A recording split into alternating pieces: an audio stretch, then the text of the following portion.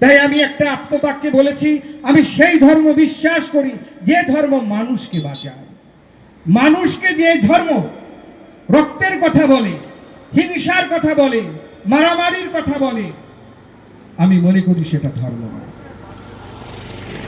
ধর্ম হচ্ছে ভালোবাসা, ধর্ম হচ্ছে প্রাণে, ধর্ম হচ্ছে আমার আত্মার আনন্দ, ধর্ম হচ্ছে আমার ভ্রাতৃত্ব, ধর্ম হচ্ছে আমার মানবতা। আমরা সেই ধর্ম বিশ্বাস করব যে ধর্ম মানুষকে বাঁচাতে শেখে, যে ধর্ম প্রেমের কথা বলে, যে ধর্ম শান্তির কথা বলে। সেই ধর্মের নাম আমার দুর্গা মা, সেই ধর্মের নাম আমার করুণাময়ী মা, সেই ধর্মের নাম আমার ভবতারিণী মা, সেই ধর্মের নাম আমার বিশ্বমাতৃকা।